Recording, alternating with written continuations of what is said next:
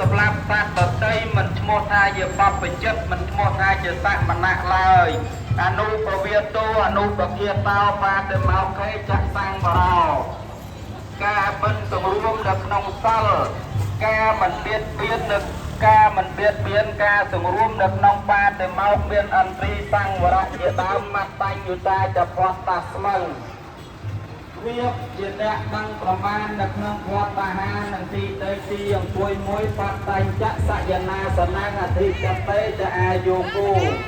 វាជាអ្នកដឹងប្រមាណក្នុងវត្តបាហាជាអ្នកដីនិងទីអង្គុយទាំងដែលជាអ្នកមានពៀនបដៅនៃប្រពុតទាំងឡាយគ្រប់ព្រះអង្គមួយ